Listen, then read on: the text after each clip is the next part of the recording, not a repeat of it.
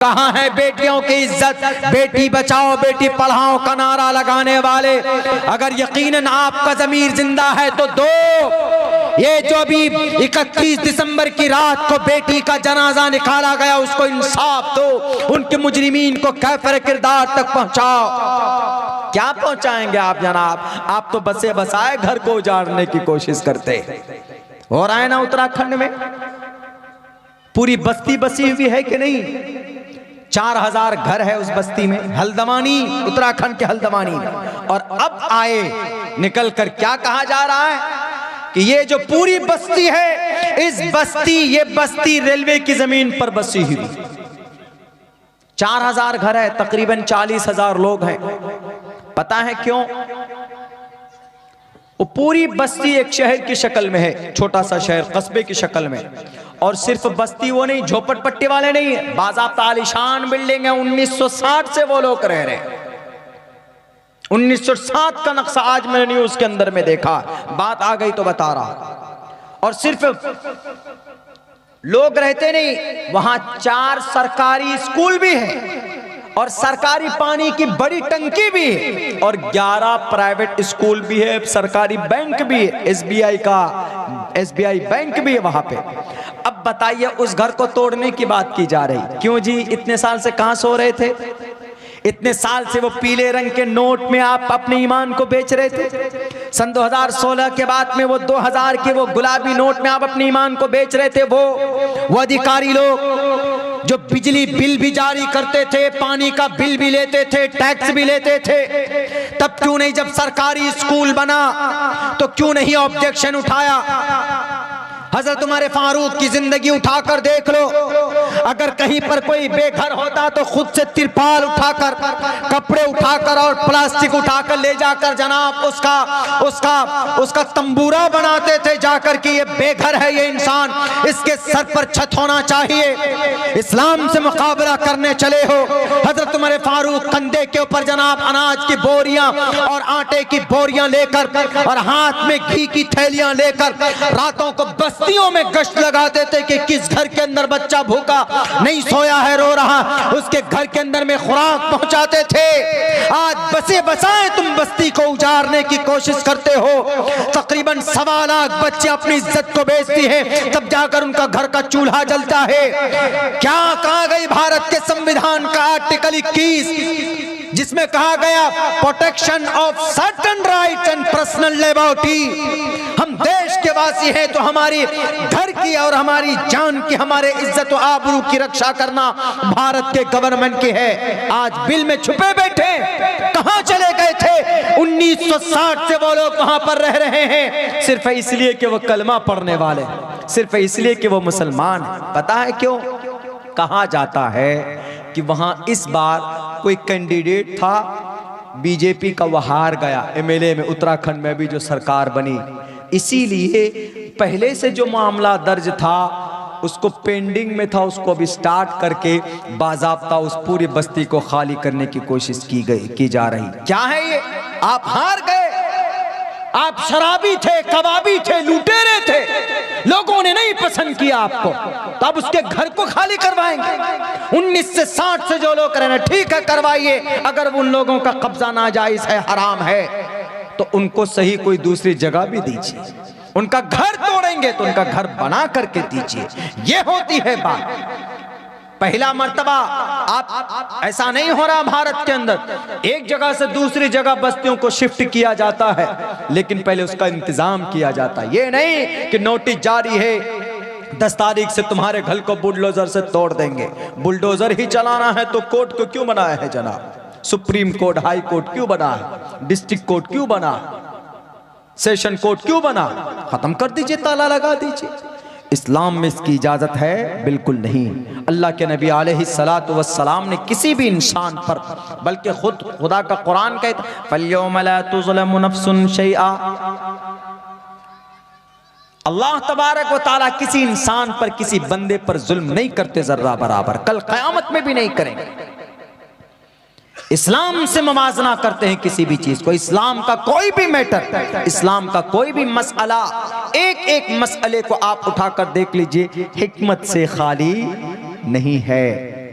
मैंने ये जो वाक़यात हुए अभी रिसेंटली, मैंने उसी के ऊपर समझाने की कोशिश की कि लोग इसको, हम लोग अगर कहते हैं कि इस पर अमल कीजिए तो ये फायदा होगा, तो लोग यूं कह देते हैं कि नया मौलाना नया फतवा, नए नए मौलाना नया नया कानून, नया नया फतवा आया जी। देखिए नया मौलाना है तो नया फतवा आ गया। इसलिए दुनिया देश फतवा से नहीं चलेगा। हम कहते हैं अगर आपको शक है,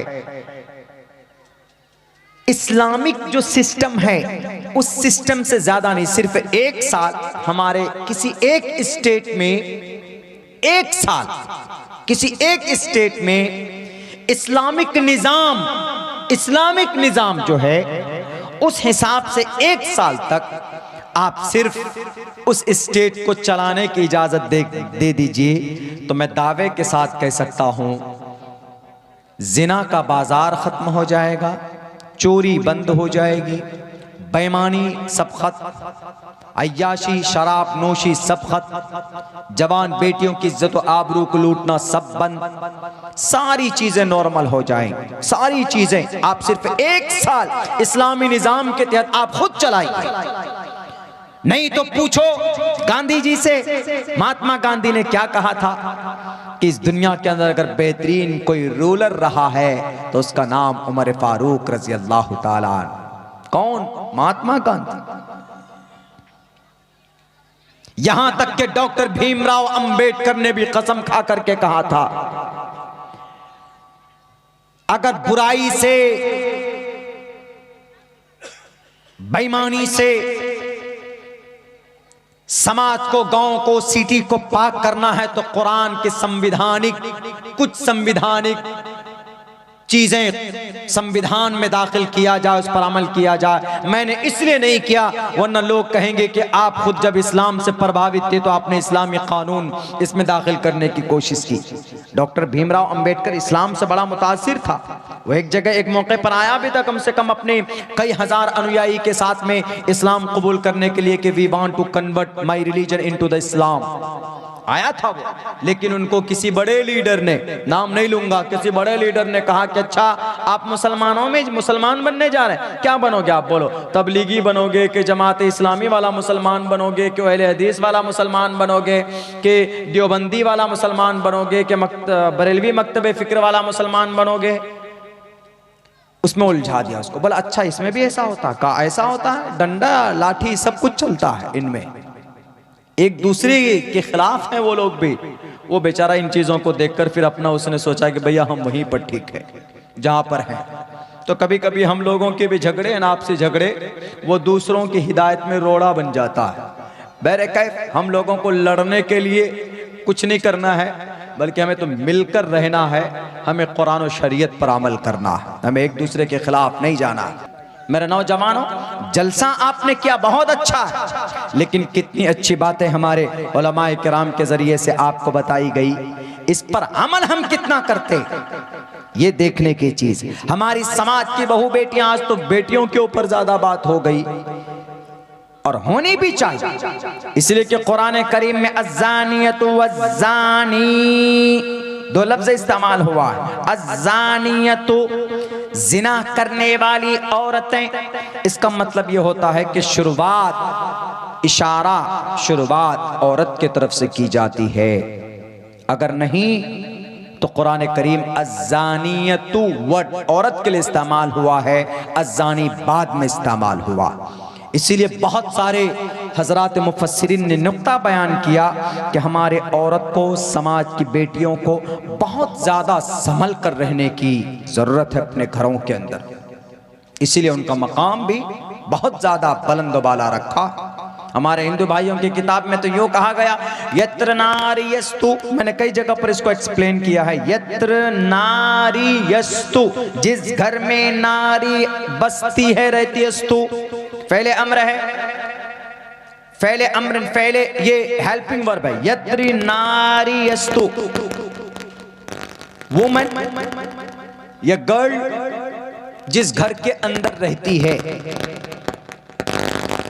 यत्र नारी यस्तु पूजन्ते जिस घर में बेटी रहती है और रहने के साथ साथ में उसको सम्मान भी देते हैं, इज्जत की निगाह से देखते हैं। ये नहीं कि बेटी पैदा हो गई तो अब जनाब लोग परेशान हैं।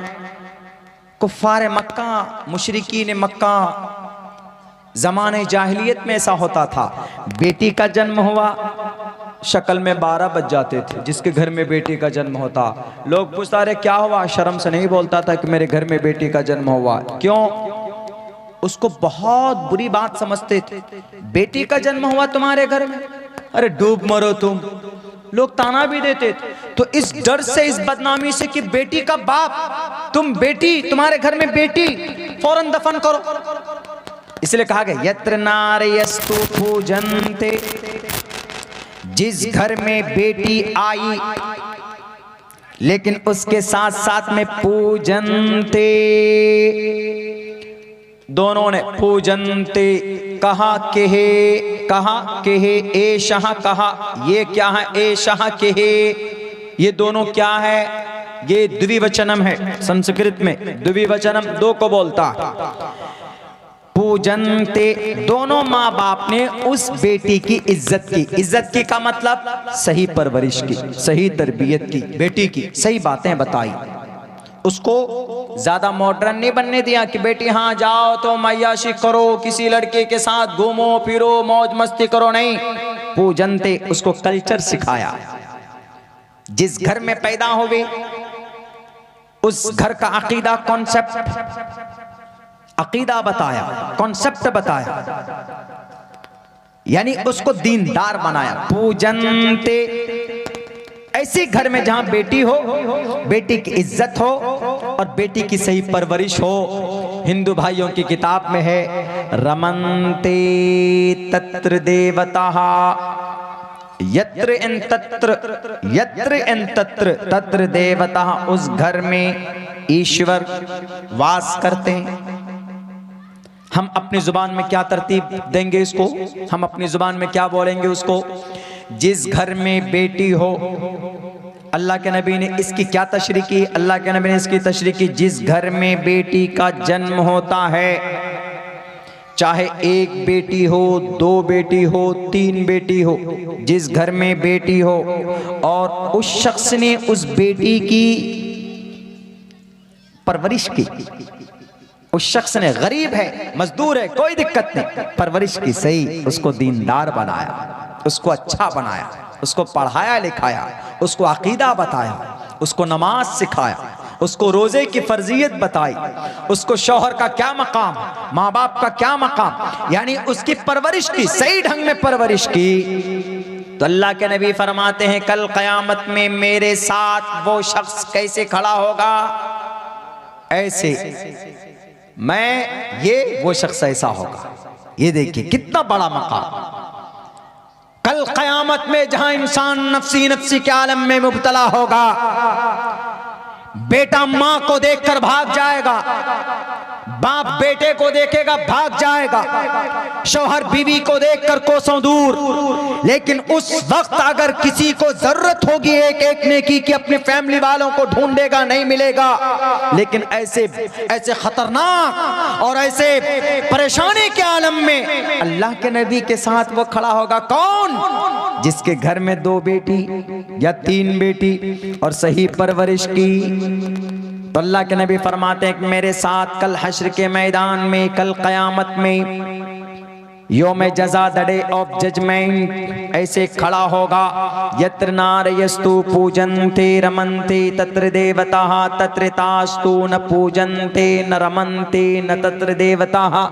और जिस घर में बेटी हो उस घर के अंदर बेटी की कोई सम्मान न हो, बेटी को बिकनी पहनाए, बेटी को हीरोइन बनाए, बेटी को अकीदा ना बताए, बेटी को बेपर्दगी सिखाए, बेटी को डेटिंग चेटिंग करने दे, बेटी को लिव इन रिलेशन में रहने की इजाजत दे दे, तो तत्र तास्तु न पूजन्ते न रमन्ते न तत्र देवताः, न उस घर में ईश्वर आते हैं, न उस घर में ईश्वर की बात होती है। यानी जिस घर में बेटी की इज्जत नहीं है, माइक पर आते हैं तो नेताजी कहते हैं कि बेटी बचाओ बेटी पढ़ाओ। पता चला कि उसी डिस्ट्रिक्ट के अंदर में बेटी की इज्जत लूटी जाती है, उसी डिस्ट्रिक्ट के अंदर शराब पीकर बेटी को ज़िबा किया जाता है।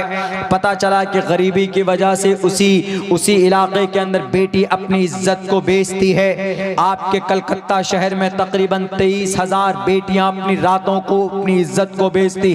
बांग्लादेश बॉर्डर पर म्यांमार की तकरीबन 50,000 लड़कियां रातों को अपनी इज्जत का सौदा करती हैं, तब जाकर उनका घर का चूल्हा जलता। जनाब, आज ये बेटियों की बात करने वाले, बेटियों के सम्मान की बात करने वाले आज